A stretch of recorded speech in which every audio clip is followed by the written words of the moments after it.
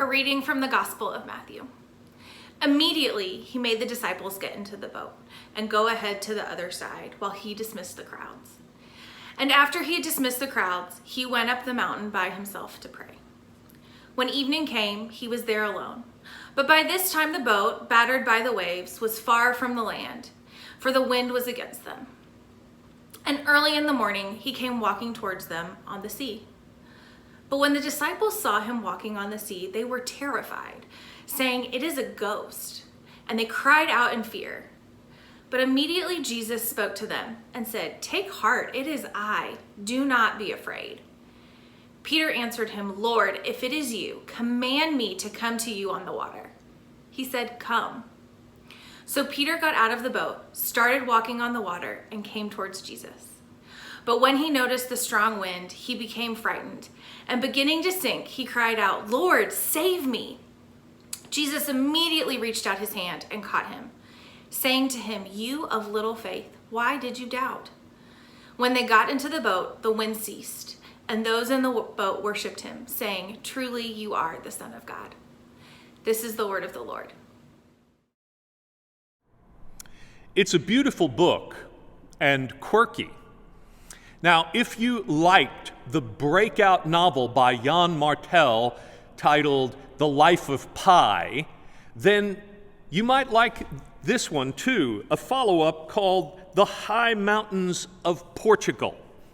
The biggest surprise to me was stumbling upon a passage in it where a character launches into an interpretation of the miracles of Jesus. Now, Martel is a Spanish writer who lives in Canada and has studied philosophy, which is evident in his work. Though he has no credentials as a New Testament scholar, he pens this fascinating notion about how to interpret Jesus' teaching. This gospel story is central to his reading of everything. Here's what he says. The miracle of Jesus walking on the water is a guide to how we must read Scripture as a whole. The Gospels are lesser, their message weakened if we read them as though they are reports by 4 journalists. But if we understand them as writing in a language of metaphor and symbols, then they open up with moral depth and truth. Now, this is the second of 3 miracle stories we are looking at in successive weeks. Last Sunday, we looked at the feeding of the 5,000, and next Sunday, we will look at the healing of the Canaanite woman's daughter. Last week, I talked about how miracles are signs that point to the new creation God is bringing into the world through Jesus. And they are not, therefore, just one-off stories about how Jesus did things no one else could do that have no relation to our lives today, with the possible exception of how they might call us to see him as the Son of God and then with Peter confess him as such, which we should. Martel makes the point that the miracle of Jesus walking on the water is the only miracle that doesn't benefit the human body. It doesn't seem necessary, therefore.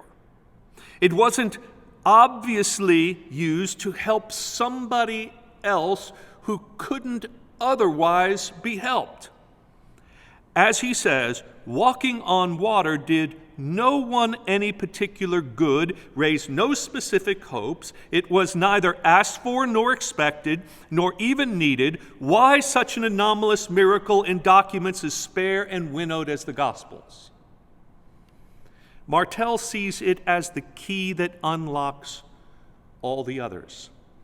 Just as parables teach us through metaphor, this miracle is less about the literal walking on water than about the miracle of faith. It points to something spiritual that makes sense of everything. So what is this miracle of faith that connects us to everything else? Jesus walking on water reveals him as the Lord of earth, wind, and sea. He is sovereign over all life. The point is not to prove how one man can walk on water, but how all men and women can rise above everything and anything in this life that threatens us and causes us to be afraid. Take heart, Jesus says, as he strides upon the surf. It is I, he says. The words he literally says are these: courage, I am, do not be afraid. Now that phrase, I am, which is translated in our text as it is I, I'd rather they said I am, because maybe there's a reference there, see, to back when Moses was at the burning bush. And he asked the voice that was speaking from the bush, "Who are you?" And God replied, "I am." That's it, just I am. God is the great I am, the ground of being that requires no direct object. God is being itself. God is the Lord of heaven and earth. Here, Jesus identifies himself with the God against whom nothing and no one can succeed. Right before Jesus walks on water, he has been praying by himself on the north shore, overlooking the Sea of Galilee, where his disciples are out in a boat. He draws upon God's power and his presence in his life, so much so that he has, shall we say, a lightness of being that allows him to rise above the elements. Peter asks if he can come to him, and Jesus says, "Come." Peter leaps out of the boat and begins to walk on water himself toward Jesus. And then somewhere along the way, Peter notices the wind, and he becomes frightened, and he begins to sink. This is always the situation with the church. Peter and the disciples in the boat represent us, and we are always living between faith and fear. When we have our eyes on Jesus, we live in faith. When we have our eyes on the strong wind, we live in fear. I wish I could tell you I live full-time with my eyes on Jesus and that faith is my constant companion. But being a preacher doesn't deliver me from our common humanity. At times during this COVID-19 pandemic, I've focused more on the dangers of nature than on the Lord of nature. I've worried about the church and my place in it. We've spent together 69 years building this church, nearly 31 of them under my watch. And I wonder, what will the strong wind of COVID do to us? Will we survive it? Or will we sink under its swell? When the storm is over, when we're finished only worshiping online after all these months and those to come, will you come back? Will we deplete all our resources in the meantime and have nothing left? And then I read a story like this, and I realize I am Peter. I'm looking at the wind when I should be looking at the Lord. I am letting fear take root in my heart instead of faith, and I feel myself sinking, and I feel ashamed. Lord, save me, I cry. And here's the beautiful thing in this story. Jesus doesn't scold before he saves. He reaches out his hand and he lifts us up. And only after lifting us up does he say, "You of little faith, why did you doubt?" And he does that not to shame us further, to make us feel more defeated, but to make us remember for the next time and the time after that what is possible if we will keep our eyes fixed on him and our hearts set on God. One of my favorite things about our pastoral residency program is the ongoing peer group we have with all of those who have come through here, more than 36 colleagues now. I got a call a couple of weeks ago from Britt Carlson in Portland. She is an associate pastor there of a Mennonite church. Mennonites are kissing cousins of Baptists, don't you know? They have a long history of nonviolent peacemaking. Well, Britt needed a word.